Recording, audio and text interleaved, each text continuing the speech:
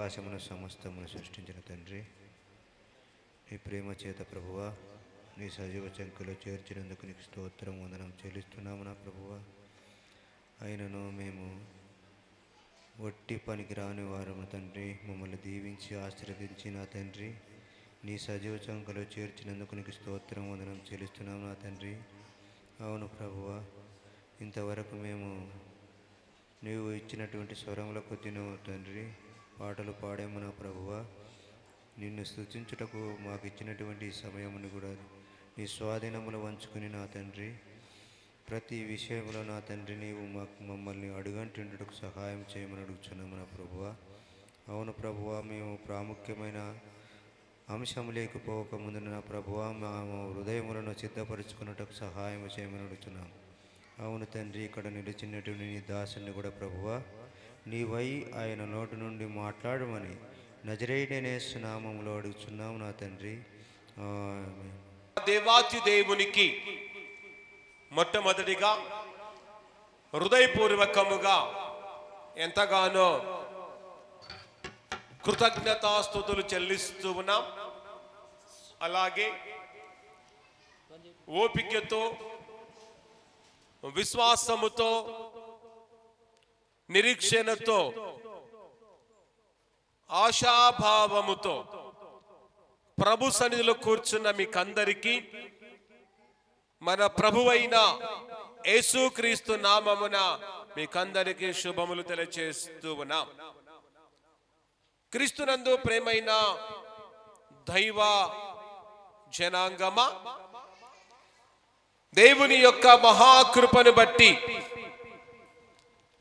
మనమందరము దేవుని సన్నిధిలో చేరి ఉన్నాము గనుక మన సజీవ లెక్కలో ఉంచిన దేవుని సమయంలో గట్టిగా చప్పట్లు కొడుతూ ప్రభువును మనం ఎంతగానో అభినందిద్దాం.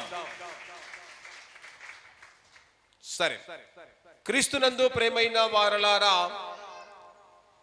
నేటి సమయానికి నేటి ఆరాధన కార్యక్రమానికి ఏర్పాటు చేయబడిన వాక్య భాగాన్ని చదవగా మనమందరము విన్నాం. అలాగే నేటి సమయానికి నేటి దినానికి ఏర్పాటు చేయబడిన ధ్యానాంశము స్తుతి ఎవరు చేయాలి అనే ధ్యానాంశంపై కొద్ది నిమిషాలు దేవుని వాక్యమును మనము ధ్యానించుకుందాం. ఏ అంశంపై ధ్యానించబోతున్నామండి? స్తుతి ఎవరు చేయాలి. చూడండి, స్తుతి ఎవరు చేయాలి, ఎలాంటి వారు చేయాలి, ఏ విధంగా దేవునికి స్తుతి చేయాలి అనే విషయంపై ఈ సమయంలో మనము ధ్యానించబోతూ ఉండగా పరిశుద్ధాత్మ దేవుడు నీతో నాతో బహుసూటిగా మాట్లాడబోతూ ఉండగా మనమందరం విని విశ్వసించువారుగా ఉండాలని ప్రభునామను తెలియజేస్తూ ఉన్నాం. చూడండి, స్తుతి ఎవరు చేయాలి అంటే మొట్టమొదటి గమనిస్తే ఆపదల్లో ఉన్నవారు, నిరాశల్లో ఉన్నవారు ఏం చేయాలంటమ్మా? స్తుతి చేయాలి. ఎవరు స్తుతి చేయాలంటే దేవునికి? ఆపదల్లో ఉన్నవారు. చెప్పండి, నిరాశల్లో ఉన్నవారు దేవునికి స్తుతి చేయాలి. నా జీవితంలో ఒకవేళ మనము కూడా ఆపదల్లో ఉంటూ నిరాశల్లో ఉంటూ దేవుణ్ణి మనము స్తుతించకపోతూ ఉంటే ఈ యొక్క సమయములో నుంచి మనమందరము దేవుణ్ణి స్తుతించడము నేర్చుకోవాలి. ఎవరు ఎక్కువగా దేవుని స్తుతించాలి అంటే ఆపదల్లో ఉన్నవారు, నిరాశల్లో ఉన్నవారు మాత్రమే మరి ఎక్కువగా ఏం చేయాలంట? దేవుణ్ణి స్తుతించాలి. కనుక నీ నా వ్యక్తిగత జీవితంలో, నీ నా ఆత్మీయ స్థితిలో మనమందరము దేవుణ్ణి ఎంతగానో మనము స్తుతించడము నేర్చుకోవాలి. దేవుణ్ణి మనము స్తుతించే విధానములో మనము వెనుకబడి ఉంటే,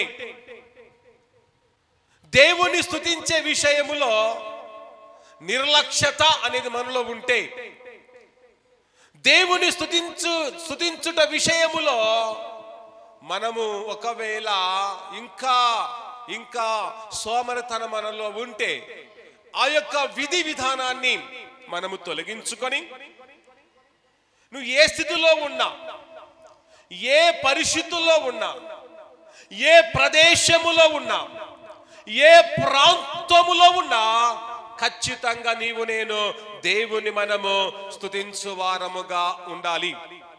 అందుకే చదవబడిన వాక్య భాగములు చూస్తే అక్కడ మనకు కోరాహు కుమారులు కనబడుతూ ఉన్నారు. ఎవరు కనబడుతున్నారు? కోరాహు కుమారులు కనబడుతూ ఉన్నారు. ఈ కోరాహు కుమారులు ఆపదల్లో ఉన్నారు, నిరాశల్లో ఉన్నారు, నిస్పృహలో ఉన్నారు, వేదనలో ఉన్నారు, బాధల్లో ఉన్నారు, కృంగిన స్థితిలో వారు ఉన్నారు. ఆ స్థితిలో ఉన్నప్పటికీ కూడా దేవుని స్తుతించుటలో మరవకుండా, దేవుని ఆరాధించుట మరవకుండా, ఆ స్థితిలో కూడా ఏం చేస్తున్నారంట? వారు దేవుణ్ణి స్తుతిస్తూ ఉన్నారు. కృంగిన స్థితిలో ఉన్నప్పటికీ వారు దేవుని స్తుతిస్తూ ఉన్నారు. అంటే వారిలో ఉన్న విశ్వాసం ఎంత గొప్పదో, వారిలో ఉన్న నమ్మకత్వం ఎంత గొప్పదో, వారిలో ఉన్న భక్తి జీవితం ఎంత గొప్పదో ఒకసారి ఈ సమయంలో మనమందరము ఆలోచించు వారముగా ఉండాలి. అందుకే ఆ వాక్య భాగం చంద్ర ఒకసారి, నా ప్రాణమా నీవేళ కృంగి ఉన్నావు. చూడండి, కోరా కుమారులు తమ ప్రాణముతో చెబుతూ ఉన్నారు. ఏమని చెబుతున్నారండి?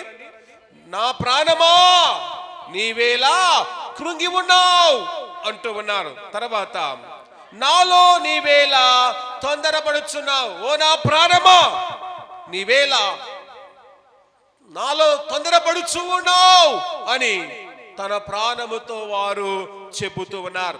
తర్వాత అంటాడు, దేవుని యందు నిరీక్షణ ఉంచుము.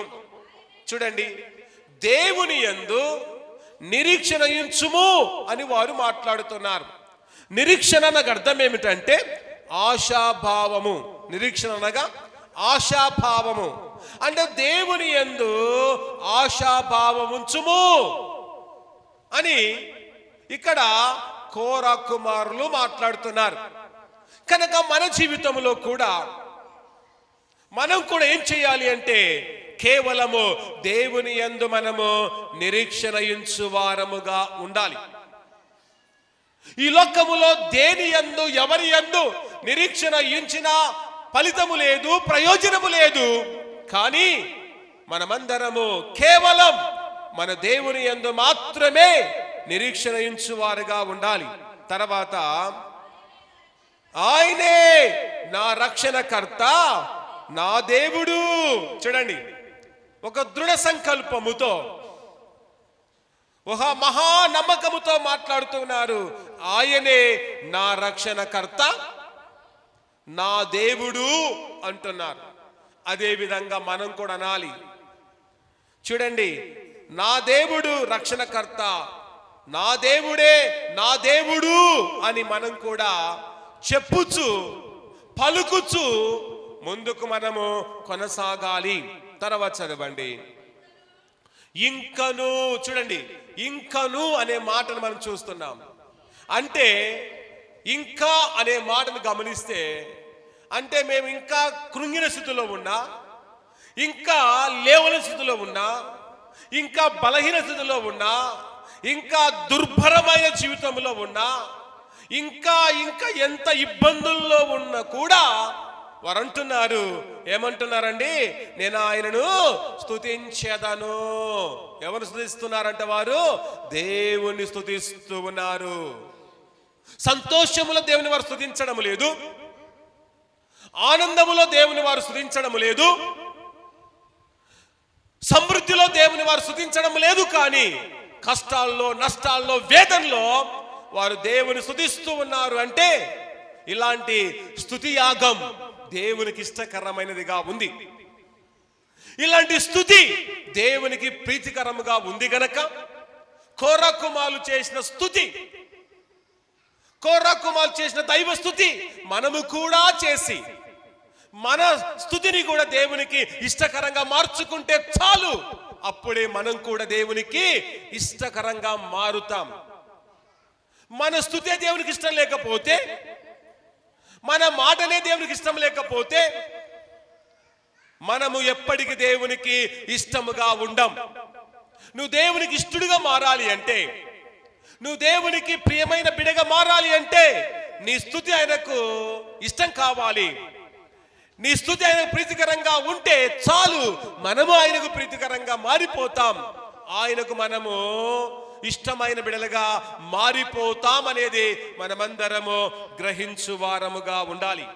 తర్వాత రెండవ విషయం చూడండి, స్తుతి ఎవరు చేయాలి అంటే మేలు పొందువారు స్తుతి చేయాలంట. ఎవరు చేయాలంటమ్మా? మేలు పొందిన వారు. ఎవరంట? మేలు పొందిన వారు దేవునికి స్తుతి చేయాలి, దేవుణ్ణి స్తుతించాలి. చాలా మంది గమనిస్తూ ఉంటాం, మేలులు పొందుతూనే ఉంటారు, కానీ ఎవరు కూడా దేవునికి స్తుతి స్తోత్రాలు చెల్లించలేకపోతూ ఉన్నారు. దేవుడు ఎన్ని మేలు చేస్తున్నాడంటే లెక్కలేనన్ని మేలులు నీ జీవితంలో, నీ బిడ్డల జీవితంలో, నీ కుటుంబ జీవితంలో ఎన్నో చేస్తూ ఉన్నాడు. కానీ ఆ మేలులన్నిటిని మనము మరిచిపోతూ ఉన్నాం. మరిచిపోయి మందమతులుగా ఉంటూ దేవునికి స్తుతి చెల్లించలేక, దేవునికి కృతజ్ఞతాస్తుతులు చెల్లించలేక మన జీవితాలు అంతంత మాత్రంగా మిగిలిపోతూ ఉన్నాయి. అందుకే ప్రియ సంగమా, ప్రియ కుటుంబములారా, ఈ రోజు నుండి నీ జీవితంలో ఏ మేలు చేసినా, నీ జీవితంలో ఏ కార్యము చేసినా అది మరవకుండా దేవునికి మనము స్తుతి చేస్తూ ఆయన సన్నిధిలో గడుపు వారముగా మనం ఉండాలి. అందుకే దైవ గ్రంథములు చూడండి, 116వ కీర్తన 12వ వచనం నుండి గమనిస్తే అక్కడ కీర్తనకారుడు దేవుని ద్వారా చాలా ఉపకారములు పొందిన వాడిగా ఉన్నాడు. దేవుడు తన జీవితంలో ఎన్నో మేలు చేశాడు. చేసిన దాన్ని బట్టి ఏమని మాట్లాడుతూ ఉన్నాడో ఒక్కసారి చదవండి. యెహోవా నాకు చేసిన ఉపకారములన్నిటికీ నేను ఆయనకేమి చెల్లించుదును. చూడండి, దేవుడు తన జీవితంలో ఏం చేశాడంట? ఉపకారములు చేశాడు. ఉపకారం అనగా మేలు చేశాడు. దేవుడు అతని జీవితంలో మేలు చేశాడు గనక చేసిన మేలును బట్టి నేనేమి చెల్లింతును అని ఆయన తనలో తాను ప్రశ్న వేసుకొని వెంటనే సమాధానాన్ని పొందుకొని అంటున్నాడు. ఏమంటున్నాడండి? 13వ వచనం, నా రక్షణ పాత్ర చేతబుచ్చుకొని యెహోవా నామమున ప్రార్థన చేసేదను. చూడండి, దేవుడు అతని జీవితంలో చేసిన ఉపకారాలను బట్టి అతడు ఏం చేస్తున్నాడంట? రక్షణ పాత్ర చేతబుచ్చుకొని యెహోవా నామమున ప్రార్థిస్తూ ఉన్నాడు.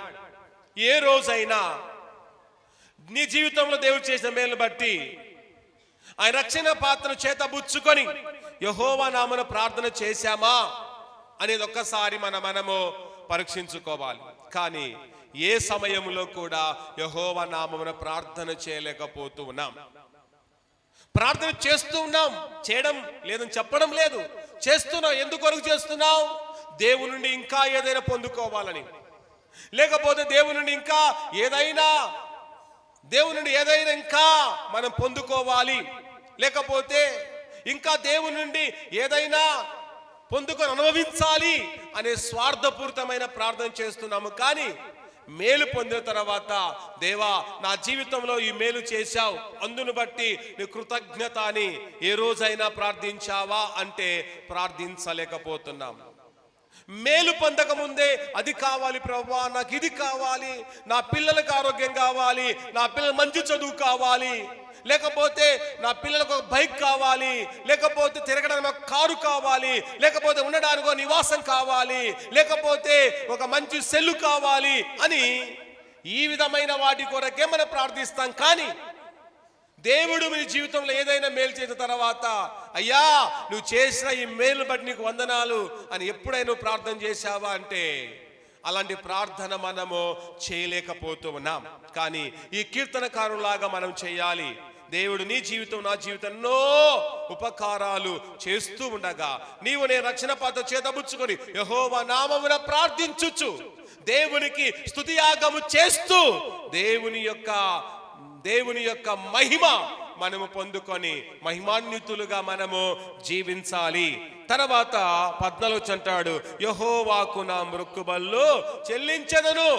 దేవుడు చేసిన మేలును బట్టి ఏం చేస్తున్నాడంట, అతడు తన మొక్కుబళ్ళను దేవునికి చెల్లిస్తూ ఉన్నాడు. ఆ విధంగా మనం కూడా మన మొక్కుబళ్ళు మనము చెల్లించుచు దేవుని యొక్క సన్నిధానములో మనము కనబడుదాం. మనమందరము కూడా కొన్ని గంటల్లో మనమందరం కూడా ఏ దినాలు ప్రవేశించబోతున్నామండి? ఉపవాస దినాల్లోనికి, శ్రమ దినాల్లోనికి, లేదా లెంట్ దినాలలోనికి, లేదా వసంత కాలములోనికి మనమందరము ప్రవేశించబోతూ ఉన్నాం.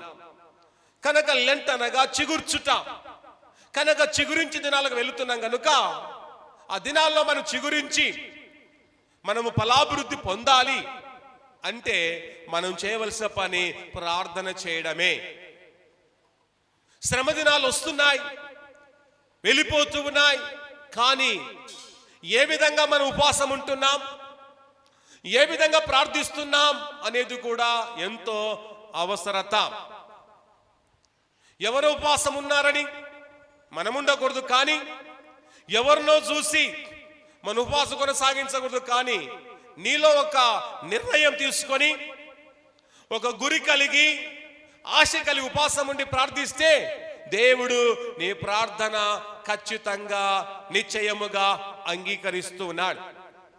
నీలో దైవస్థుతి లేకుండా నువ్వు దేవునికి ప్రార్థించిన ఫలితం లేదు. మనలో దైవస్థుతి కావాలి.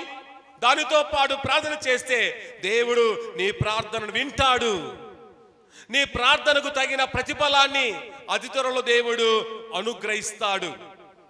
రాబోతున్న ఈ శ్రమ దినాలలో మనము చాలా ప్రత్యేకించబడిన వ్యక్తులుగా కనబడాలి. ఆయన శ్రమ తలంచాలి, ఆయన మరణపు నొత్తాలు తలంచాలి, ఆయన యొక్క విధి విధానాన్ని తలంచువారముగా ఉండాలి. ఏదో నామకార్థంగా ఉపవాసం ఉండడం, కాలాన్ని వెళ్ళబుచ్చడం అది సరైన ఉపవాసము కానే కాదు. కనుక నా జీవితంలో ఒకవేళ మీరు ఉపవాసం ఉండాలి అనుకున్న వారు ఒక నిశ్చయిత కలిగి ఉండండి. 40 రోజులు ఉండాలనుకుంటున్నారా? ఉండండి. లేదు శుక్రవారం ఉండాలనుకుంటున్నారా? ఉండండి. ఎవరి నిర్ణయం బట్టి వారు ప్రార్థన పూర్వకంగా ఉపవాసం ఉండడానికి సిద్ధపడాలి. ఎంతవరకు ఉండాలి అనుకునే వారు కూడా ఉంటున్నారు.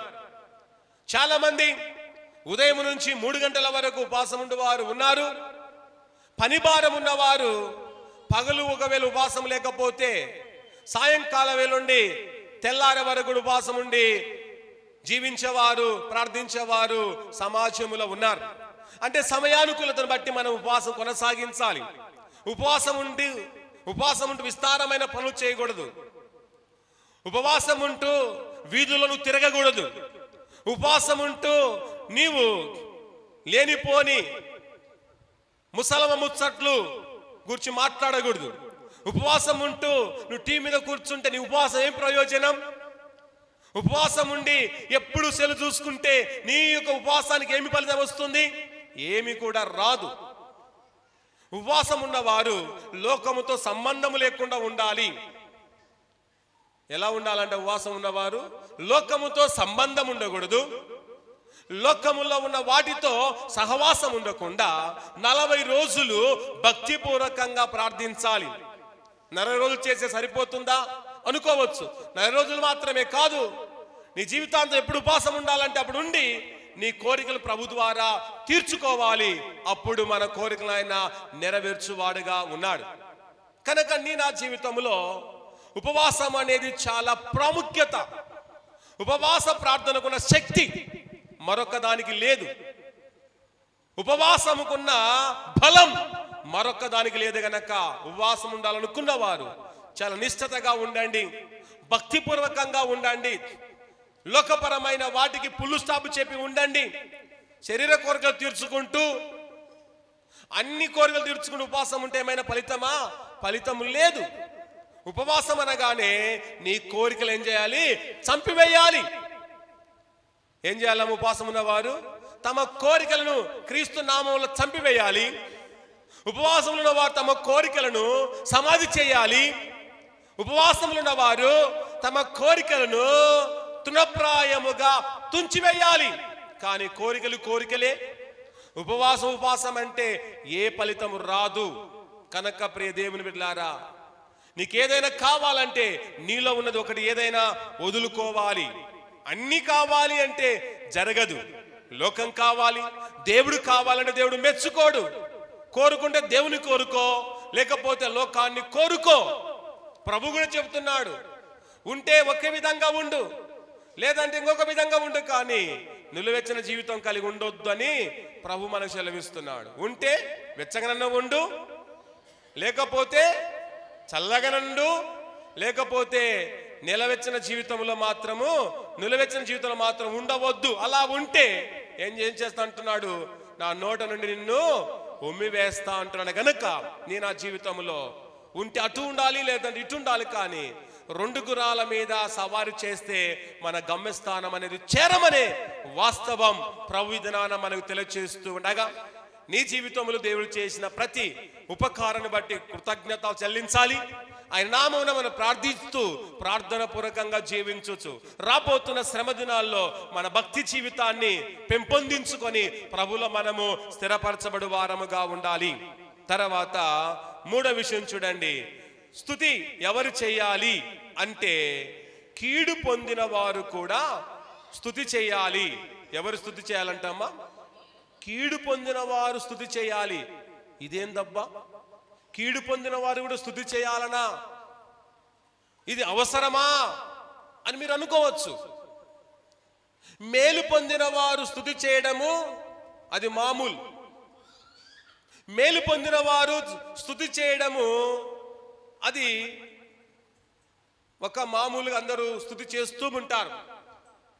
కానీ కీడు పొందిన వారు కూడా స్తుతి చేయాలనా అంటే ఏ స్తుతికి విలువ ఉంది? ఏ స్తుతిని దేవుడు మెచ్చుకుంటాడు అంటే మేలు పొందిన వారు స్తుతి చేసిన దానికంటే కీడు పొందిన వారు స్తుతి చేస్తేనే వారి స్తుతిని మాత్రమే దేవుడు మెచ్చుకుంటాడు. వారి విషయంలో ఇంకా ఆనందించే దేవుడుగా ఉన్నాడు. అంటే మేలు చేసిన వారి స్తుతిని దేవుడు మెచ్చుకోడంటే మెచ్చుకుంటాడు. కానీ దేనికి ఎక్కువ ప్రియారిటీ ఇస్తాడంటే కీడు పొందిన వారు స్తుతి చేస్తే దానికి మాత్రమే ఇంకా మరి ఎక్కువగా దేవుడు ప్రియారిటీ ఇస్తాడు, ప్రాధాన్యత ఇస్తాడు. అందుకే మన జీవితంలో నువ్వు ఏదైనా కీడు పొందావా? ఈ సమయంలో ఏదైనా కీడు అనుభవిస్తూ ఉన్నావా? ఏదైనా శాపం నువ్వు అనుభవిస్తూ ఉన్నావా? ఏదైనా ఇబ్బంది నువ్వు అనుభవిస్తూ ఉంటే కృంగిపోకు నేస్తమా? ఈ సమయములో కీడు పొందిన నీవే, నష్టాల బాటలో నీవే, వేదనలో ఉన్న నీవే దేవుని స్తుతించు. దేవుని స్తుతిస్తే మరలా నీ స్థితిని మారుస్తాడు. నీ బ్రతుకును మార్చి కీడులో నుండి దీవెనకరం జీవితంలో తీసుకువెళ్తాడు. ఆపదలోని నిన్ను ఉన్నత స్థితిలోకి తీసుకువెళ్ళడానికి మన దేవుడు బలవంతుడైన దేవుడు గనక కీడు పొందిన మనం ఎవరైనా సరే దేవుని స్తుతించడం మర్చిపోకుండా దేవుని స్తుతించడమే ఎంతో కృతజ్ఞత. అందుకే దైవ గ్రంథములు చూస్తే చాలా మంది కీడు పొంది కూడా దేవుని స్తుతించిన వారు ఉన్నారు.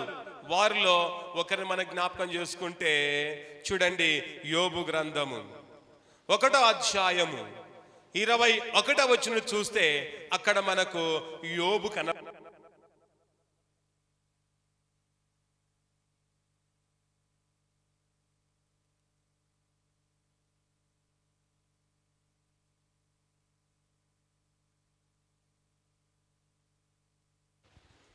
ఎవరు కనబడుతున్నారమ్మా? అక్కడ యోబు మనకు కనబడుతూ ఉన్నాడు. యోబు యొక్క స్థితిగతి మనమందరము ఎరిగిన వారమే. చూడండి, అమ్మ పుట్టినిల్లు మామకి ఎరక అంటారు. వాస్తవమా కాదా? సామెత అంటారా లేదా? అంటారమ్మా. అమ్మ పుట్టినిల్లు మేనమామకు ఎరక. కొందరేమో సార్ అంటున్నారు ఈ సామెత, కొందరు తెలిసినట్లేదు. అమ్మ పుట్టిన్లు మేనమామకే ఎరక. అలాగే యోబు యొక్క చరిత్ర ఈ క్రైస్తవ లోకానికి ఎరకే. యోబు యొక్క చరిత్ర ఈ క్రైస్తవ లోకానికి ఎరకే. యోబును గూర్చి నాకు తెలియదు అనేవారు ఎవరు లేరు. యోబును గూర్చి అందరూ బాగుగా ఎరిగిన వారే. యోబు యొక్క స్థితి ఒకప్పుడు ఎలా ఉంది, ఆ తర్వాత అతడు కీడు పొందిన వాడిగా ఉన్నాడు. కీడు పొంది అతడు సమస్తమును కోల్పోయిన వాడిగా ఉన్నాడు. కీడు పొంది పిల్లలను కోల్పోయిన వాడిగా ఉన్నాడు. తర్వాత ఆరోగ్యమును కూడా చివరికి కోల్పోయిన వాడిగా ఉన్నాడు. అంటే చివరికి మరణ స్థితిలోనికి వెళ్ళడానికి సిద్ధముగా ఉన్నాడు. ఇతడు ఏం పొందిన వాడిగా ఉన్నాడమ్మా? కీడు పొందాడు. అతడు కీడు పొందినప్పటికీ అతడు ఆ యొక్క వేదన పొందినప్పటికీ కూడా, అయ్యో నాకు కీడు దేవుడే కలగజేశాడు, నేను దేవునికి ఏ అన్యాయం చేశాను, దేవునికి నేను ఏ ద్రోహం చేశాను, నాకు ఇలాంటి కీడు కలగజేశాడే అని మాట్లాడాడు యోబు? మాట్లాడలేదు. అలా మాట్లాడకుండా అతను కలిగిన కీడును బట్టి అతడు ఏ విధంగా దేవుని స్తుతించాడో ఒకసారి చదవండి. నేను నా తల్లి గర్భములో నుండి దిగంబరినై వచ్చి తిని దిగంబరినై అక్కడికి తిరిగి వెళ్ళదను. యెహోవా ఇచ్చెను, యెహోవా తీసుకొని పోయెను, యెహోవా నామమునకు స్తుతి కలుగును గాక. ఆమేన్. చూడండి ప్రేమైన దేవుని బిడ్డలారా, అతడుకు కలిగిన కీడు అది సామాన్యమైన కీడు కాదు. అతనికి కలిగిన విపత్తు అది సామాన్యమైనది కాదు. అయినప్పటికీ ఏమంటున్నాడమ్మా? యెహోవా ఇచ్చెను, యెహోవా తీసుకొని పోయెను, యెహోవా నామమునకు స్తుతి కలుగును గాక అని ఆ యొక్క స్థితిలో కూడా ఏం చేస్తున్నాడమ్మా? దేవుణ్ణి స్తుతిస్తూ ఉన్నాడు. ఇలాంటి విధానం మనలో ఉందా అంటే ఏమీ లేదు. యోబులో ఉన్న స్థితి మనలో ఉందా అంటే లేదు. మనము ఆర్భాటము తప్ప, గొప్పతనాలు తప్ప మనలో మరొకటి లేనే లేదు. మనలో ఉండేది అంత సుత్తి పురాణాలే ఉన్నాయి. దేవుని స్తుతించండి అంటే సుత్తి మాటలు చెప్పేవారు చాలా మంది ఉన్నారు. ఎవరైనా దేవుని స్తుతించురా అంటే దేవుని స్తుతించరు, కానీ లేనిపోని రాజకీయాల గురించి మాట్లాడేవారు ఉన్నారు. మరి దేవుని స్తుతించురా అని ప్రభు సెలవిస్తూ ఉంటే దేవుని ఎందుకు స్తుతించాలా అని కేంద్ర రాజకీయాల గురించి సుత్తి మాటలు మాట్లాడే సమాజము లోకములో చాలా మంది ఉంది. ఇలాంటి సుత్తి చేసే వాళ్ళు, సుత్తిగాళ్ళు దేవునికి ఇష్టం లేదు. ఇలాంటి సుత్తి కొట్టే వారిని ఏదో ఒక రోజు ఆయన తన సుత్తితో కొడితే వారేమవుతారో ఒకసారి ఆలోచించాలి. కనుక నీ నా జీవితం ఉండవలసింది దేవుని స్తుతించడం అనేది ఎంతో అవసరం. యోబుకున్న హోదా మహాధనవంతుడు, ఊదు దేశములోనే అతను మించిన ధనవంతుడు లేడు. అలాంటి ధనవంతుడు సమస్తము కోల్పోయిన తర్వాత అతడు యాక్చువల్గా దేవుని విడిచిపెట్టాలి, దేవుని మీద బాధపడాలి. కానీ బాధపడకుండా దేవుణ్ణి స్తుతించినాడు అంటే అతడు ఎంత మహానుభావుడో, అతనిలో ఉన్న భక్తి ఏమిటో, అతనిలో ఉన్న నిష్ఠత ఏమిటో, అతనిలో ఉన్న ఆ గురి ఏమిటో, అతనిలో ఉన్న ఆ గొప్ప ఆశాభావం ఏమిటో ఒకసారి మనం ఆలోచించాలి. చిన్న సమస్య వచ్చేనే మనం తట్టుకోలేం, చిన్న బాధ వస్తేనే తట్టుకోలేం, రోగం వస్తేనే తలడిల్లిపోతూ ఉన్నాం, వ్యాధి వస్తేనే తలడిల్లిపోతున్నాం, మన కుటుంబంలో ఒక సభ్యుడు చనిపోతే తలడిల్లిపోతూ ఉన్నాం. తల్లడిల్లి దేవుడు మాకు అన్యాయం చేశాడండి, మాకు ద్రోహం చేశాడండి అని దేవునిపై ఈ విధంగా సనిగేవారు సమాజంలో కోకొల్లలుగా ఉన్నారు. ఒకరు కాదు, చాలా మంది ఉన్నారు. కానీ చివరికి ఈయన భార్య, అతడు మాత్రం మిగిలి ఉన్నాడు. పిల్లలు వెళ్ళిపోయారు, సమస్త ఆస్తులు కోల్పోయాడు. అయినప్పటికీ అతనిలో ఉన్న విశ్వాసం జర్ర కూడా తగ్గలేదు, అతనున్న నమ్మకత్వం కొద్ది కూడా తగ్గలేదు, అతనున్న భక్తి ఇంకా పెరిగింది కానీ తరిగిపోలేదు, అతనిలో ఉన్న ఆ నిష్ఠత ఇంకా పెరిగింది కానీ తరిగిపోని స్థితిలో ఉంది. మనమైతే ఎలా ఉంటాం? ఈ విధంగా ఉంటామా? ఇంత కీడు మనకు కలిగితే, ఇంత శ్రమ కలిగితే యోబు లాంటి గురి, ఆశ, దేవుని స్తుతించే విధానం మనలో ఉందా అంటే లేకుండా పోతూ ఉంది. మనలో లేదు. కానీ రోజు అతని ద్వారా మనం నేర్చుకొని, అతని ద్వారా మనము ఆత్మీయ పాఠాన్ని యోబు ద్వారా నేర్చుకొని మనము కూడా ఏది కోల్పోయినా బాధపడకుండా యెహోవా ఇచ్చెను, యెహోవా తీసుకొని పోయిను, యెహోవా నామమునకు స్తుతి కలుగునుగా. కానీ దేవుని ఎంతగానో మనము స్తుతించు వారముగా ఉండాలి. తర్వాత 22వ వచనం అంటే ఒక మాట, ఈ సంగతులలో ఏ విషయమందును యోబు ఏ పాపము చేయలేదు, దేవుడు అన్యాయము చేసినని చెప్పలేదు. ఈ సంగతులలో అంటే అతని జీవితంలో జరిగిన సంఘటనలో ఏ విషయములోనూ దేవుడు నాకు అన్యాయం చేశాడు అని చెప్పలేదు. అతడు ఏ పాపము కూడా చేయలేదు. ఎవరికైనా ఏదైనా నష్టం వచ్చింటే వీడు ఏం పాపం చేశాడో వానికి అలా సంభవించిందిలే అంటారా లేదమ్మా? ఖచ్చితం. ఇది లోకం. ఈ లోకము కాకులతో సమానం. కాకులు కౌకౌ అన్నట్టుగా మనము కూడా ఉన్నది లేనిది కల్పించి చెప్పే ఘోరమైన కాకుల్లాగా ఉన్నాం. ఎవరికైనా జరిగితే వాడు ఆ పాపం చేసినందుకు ఇదే జరిగిందిలే, వాడు అదే విధంగా ఇష్టానుసారంగా జీవించాడు అందుకే జరిగిందిలే అని మనము కూడా అంటూ ఉంటాం. కానీ ఎవరిని కూడా అనడానికి వీలు లేదు. ఎందుకంటే తీర్పు తీర్చే అధికారం మనకు లేనే లేదు. ఇతరు గురించి మాట్లాడే అధికారం మనకు లేదు. ఉందండి? ఇతరు వారి గురించి మాట్లాడే అధికారం నీకు ఉందా? లేదు. ఇతరు వారి గురించి చెడ్డగా మాట్లాడే అధికారం నీకు ఉందా? లేదు. ఇతరుని విమర్శించే అధికారం కూడా నీకు లేదు. కానీ అధికారం లేకపోయినా విమర్శిస్తూ ఉంటాం. నువ్వు విమర్శిస్తున్నావు, విమర్శింపబడిన వాడు ఊకుంటాడా? విమర్శిస్తున్నా తెలుసుకుని నిన్ను కూడా ఏదో ఒక రోజు విమర్శిస్తాడు. ఇతర వారి పైన ఏదైనా నెపం మోపావనుకో, పలానా వ్యక్తి నా మీద నెపం మోపాడంట అని నీ మీద కూడా నెపం మోపడానికి, తప్పు మోపడానికి ఏం చేస్తుంటాడంటే సమయం కొరకు ఎదురు చూస్తూ ఉంటాడు. వెంటనే నీ మీద కూడా ఏదో ఒక నెపం, చేయకపోయినా నెపం మోపేవారు సమాజములో చాలా మంది ఉన్నారు. ఈ లోకము ఏం చేస్తూ ఉంది, ఏం చూస్తుందంటే మంచిని చేయడం గుర్తించడం లేదు. కానీ ఎవరైతే చెడు చేస్తూ ఉంటారో చెడునే ఎక్కువగా గుర్తించే లోకములో మనం ఉన్నాం. మంచి చేసిన నాళ్ళు మంచోడు అంటున్నారు.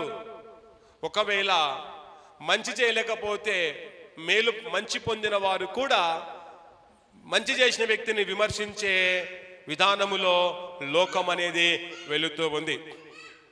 ఒకసారి ఒక వ్యక్తి ఉన్నాడు అనుకోండి, 100 మందిలో 100 మందికి సహాయం చేస్తూ ఉన్నాడు అనుకోండి, చాలాసార్లు చేశాడు, చాలా సందర్భాలు చేశాడు అనుకోండి, కానీ అన్నిసార్లు చేసినా వాళ్ళు అడిగినప్పుడు ఒక సాయం చేయకపోతే ఏమంటారు అని తెలుసా? మంచోడు అంటాడా, చెడ్డోడు అంటారా? 100 సార్లు సాయం చేశాడు కదా, ఈ ఒక్కసారి అడిగాము, చేసినా పర్వాలేదు, చేయకపోయినా పర్వాలేదు అనుకోరు. 100 సార్లు మేలు పొందినోడు కూడా 101 సారిగానే మేలు చేయకపోతే ఏమంటాడు? వీనంత చెడ్డోడు లేదురా, వీనంత దుర్మార్గులు లేడురా అంటారు. అంటే 100 సార్లు మేలు చేసినది గాలిపోయింది, ఒకసారి మేలు చేయకపోతేనే చెడ్డోడుగా మార్చేవారుగా ఉన్నారు. కనుక ప్రియ దేవుని బిడ్డలారా, అందుకే నీ నా జీవితంలో మంచి చేస్తే చేతనైతే మంచి చెయ్యి, లేకపోతే నీ కుటుంబాన్ని ప్రభులో స్థిరపరుచుకో, నిన్ను నీవు ప్రభులో నిలుపుకో. అదే ఆనందము, అదే సంతోషము. కానీ లేని దానికి మనం పాకులాడి, లేనిపోని దానికి మనము ఉరుకులెత్తి పరుగులెత్తి నష్టపోకుండా ప్రభులో మనము నమ్మకముగా మనము స్థిరపరచబడు వారముగా ఉండాలి. తర్వాత 4వ విషయం చూడండి, ఎవరు స్తుతి చేయాలి అంటే సమస్త దేశముల వారు కూడా స్తుతి చేయాలంట. ఒకరు కాదు, ఇద్దరు కాదు, ఒక రాష్ట్రము కాదు, మన పక్కన రాష్ట్రము కాదు. ఎవరు చేయాలంటమ్మా? సమస్త దేశముల వారు అంటే ప్రపంచమంతా, ఈ సృష్టి అంతా ఏం చేయాలంటన్నా?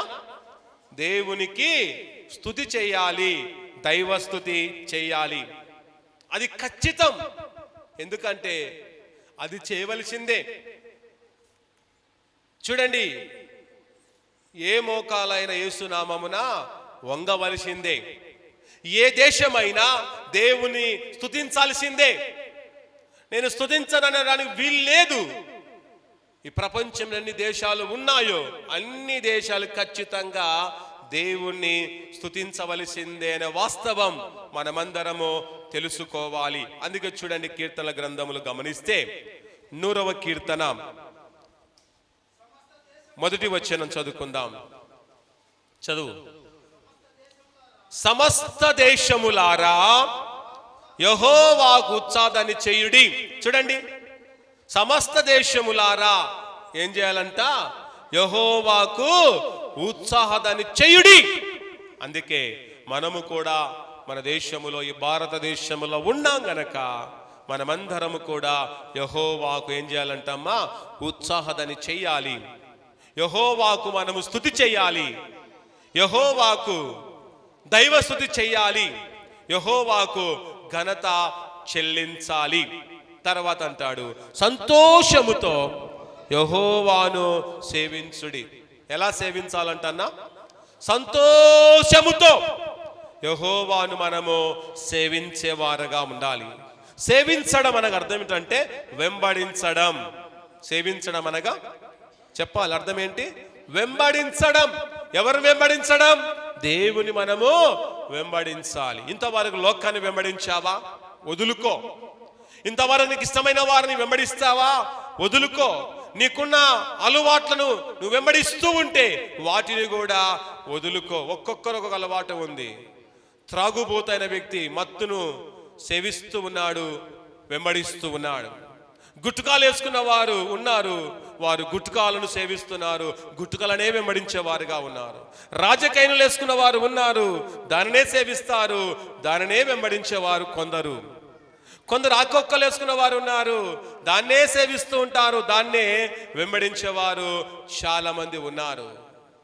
ఇలాగూ ఎవరి ఇష్టానికి వారు, చూడండి, ఎవరైతే ఏ పనులు కలిగి ఉంటున్నారో, ఏ అలవాట్లు కలిగి ఉంటారో వాటినే అనుసరిస్తున్నారు. కానీ వాటి ద్వారా కలిగిన నష్టం ఏమిటో తెలుసుకోలేకపోతున్నారు.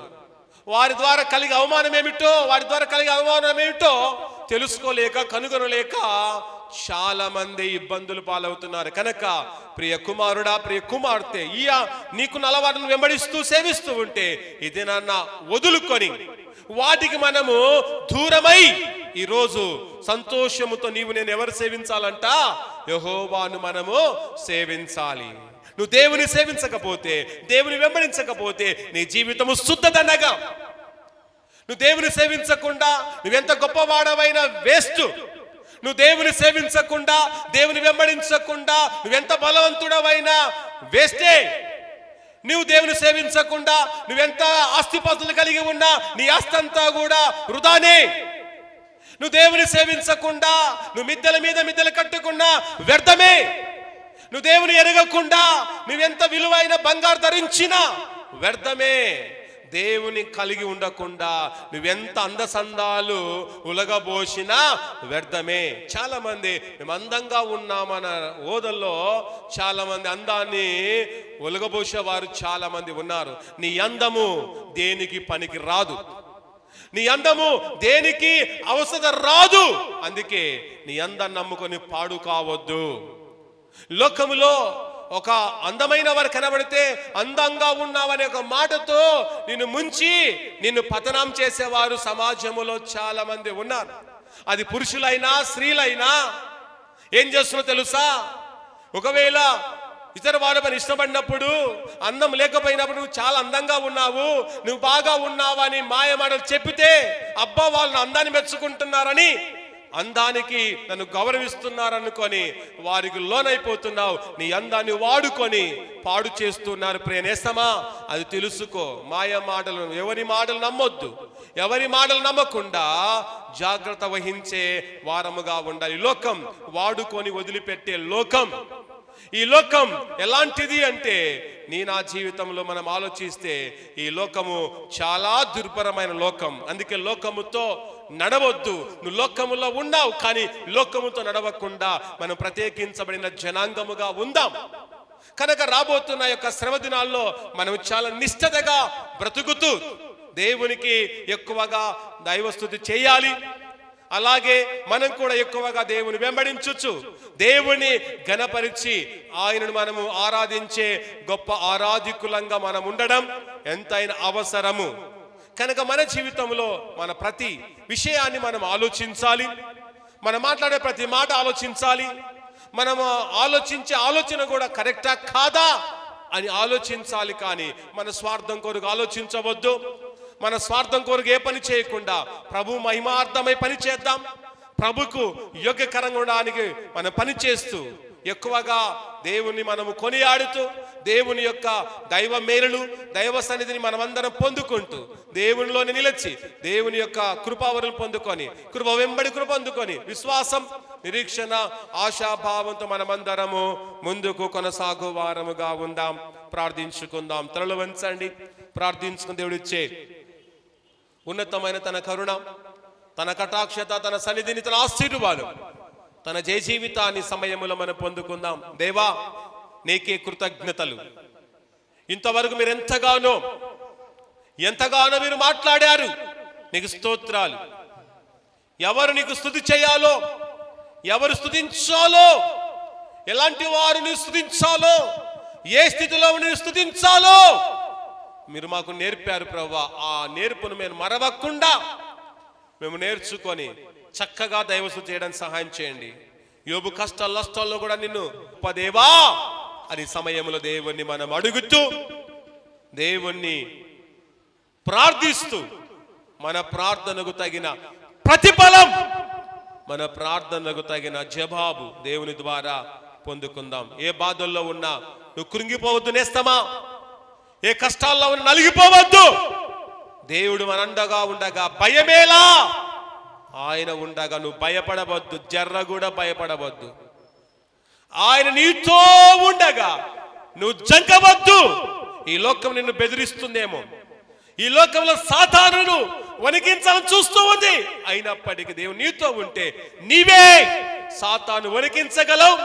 నీవే ఈ లోకాన్ని నువ్వు వణికించగల వ్యక్తిగా దేవుడు నిన్ను తీర్చబోతున్నాడు నమ్మి ఈ సమయంలో